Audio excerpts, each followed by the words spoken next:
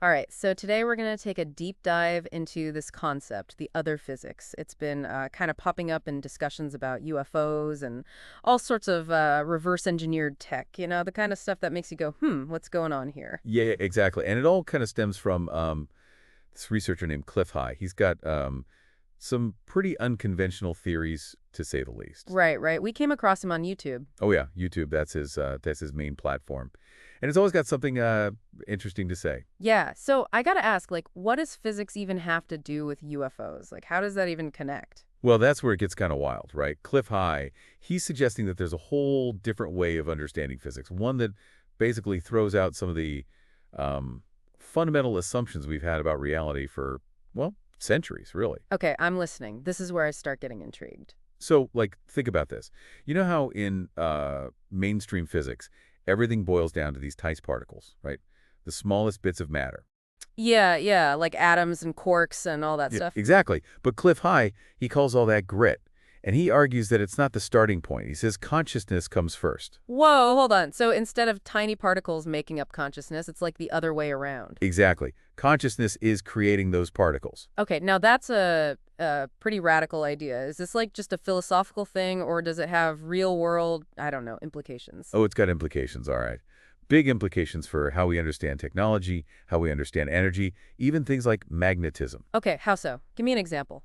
Well, he claims to have invented magnet-based tech that shouldn't be possible according to, like, traditional physics. Hold on, magnet-based tech that like defies our current understanding of physics. What are we talking about here? Like, are there actual examples of this other physics in action? Well, he's a bit elusive when it comes to the specifics. Oh, of course he is. Yeah, but he talks about harnessing the power of magnets in ways that just seem to challenge what we know about electromagnetism. Now, whether it's truly groundbreaking tech or just, some clever engineering, jury's still out on that. That's a good point. I mean, it's easy to make claims. It's harder to, back them up. Right. But it definitely gets you thinking, right? What if there's more to magnetism than we currently realize? Yeah, no, for sure. It's definitely food for thought. And this all kind of ties into another one of his more controversial claims, right? His whole critique of the Large Hadron Collider. Oh, yeah, the LHC, that massive, incredibly expensive machine. Exactly. For those who don't know, it's basically smashing particles together at like insane speeds, trying to break matter down into its smallest pieces, right? To find those fundamental building blocks of reality. Right. But High claims it's all kind of a wild goose chase. Yeah, basically. His argument is that we're not actually discovering these tiny particles. We're creating them through the act of observation. So, like, our observation is influencing what we see at the quantum level?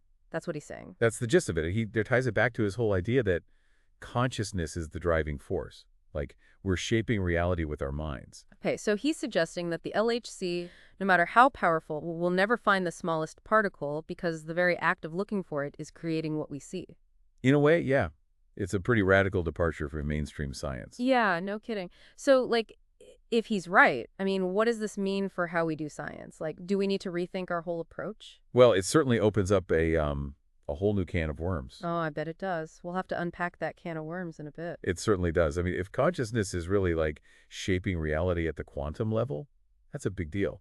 We might need to like come up with whole new ways of doing experiments, ones that take the observer into account. Yeah, it's like the observer effect, right? That's a real thing in quantum physics, isn't it? Absolutely, yeah.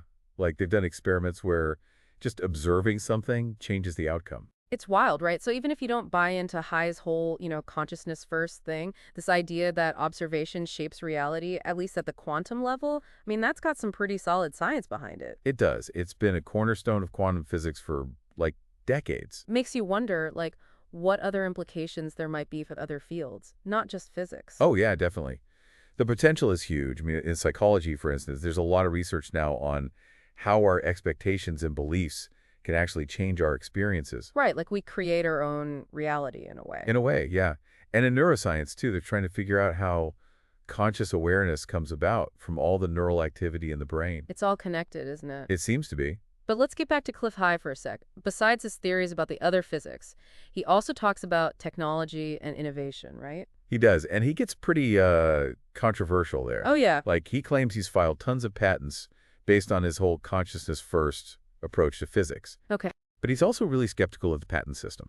Like, He thinks it's rigged to favor big corporations. Yeah, I can kind of see that. I mean, big companies have all the resources to, lawyer up and protect their interests. Exactly. And High argues that it actually stifles true innovation, especially from individual inventors. He even uses this term, the Elohim worship cult. Like there's some shadowy group pulling the strings behind the scenes, trying to suppress certain technologies. Now, that's a little conspiratorial, isn't it? I'm not sure about secret societies and all that. Yeah, you got to take that stuff with a grain of salt. But even if we set aside the conspiracy stuff, he does raise some valid points about, who has the power in the world of technology. For sure. Like, are individual inventors at a disadvantage? And is there a risk that, like, truly groundbreaking stuff is getting suppressed for, I don't know, economic reasons or political reasons? Those are good questions. And, there's no doubt that big corporations have a lot of influence. They have the money to fund research, to buy up patents, to work the system.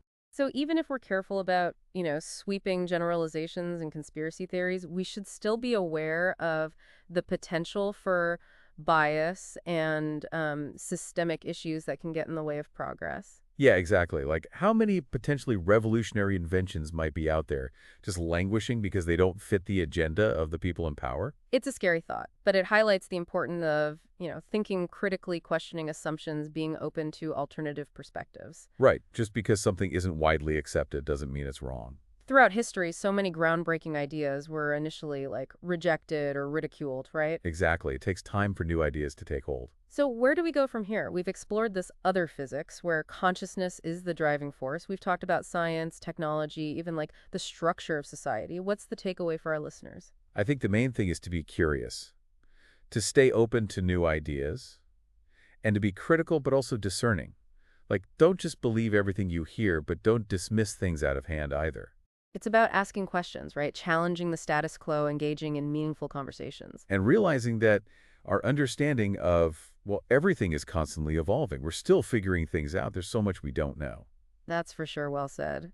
It really is mind-boggling, isn't it, to think that physics, something we consider so fundamental, could still have so many unsolved mysteries. It is. It kind of makes you realize just how much we still don't know about, well, everything. Exactly. And it's a good reminder that science is always evolving. We're always learning new things, refining our understanding of the universe. Yeah, for sure. It's a process of ongoing discovery. Speaking of new discoveries, what about you? What personally intrigues you the most about this whole other physics idea? What keeps you thinking about it even after we finished researching it? It's funny. For me, it's that possibility that consciousness might be more than just a byproduct of our brains. What if it's actually a fundamental force out there in the universe, shaping reality itself? That's just, wow, that's huge. Yeah, it really makes you question everything we think we know about, well, reality, right? Like, are we underestimating the power of our own minds? Exactly. And it makes you wonder if we could use this other physics to understand things that we currently can't explain, like intuition or creativity or even, spiritual experiences, things that science traditionally struggles with. That's a really interesting thought. It's like we're standing on the edge of this whole new scientific frontier.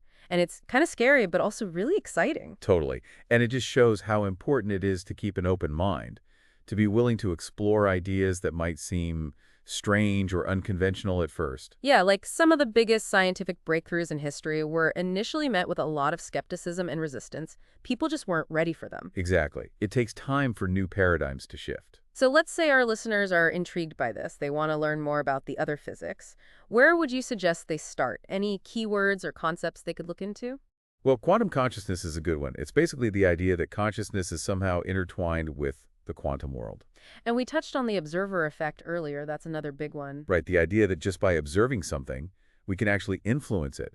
It's a really powerful illustration of how our minds might be more actively involved in shaping reality than we realize. Okay, so those are good starting points. And of course, they could always check out some of Clif High's work, though, like we said, his theories are definitely on the fringes of science. Yeah, definitely approach that stuff with a critical eye. Always do your own research, consider different perspectives, and, come to your own conclusions. Couldn't have said it better myself. Well, on that note, I think it's time to wrap up our deep dive into the other physics. Who knows? Maybe someday this will all be considered mainstream science. Maybe we'll look back and see this as a turning point, when our understanding of reality took a major leap forward. Until then, the exploration continues. That's right. So, to all our listeners out there, keep those minds open, keep asking questions, and never stop exploring the mysteries of our incredible universe. Thanks for joining us.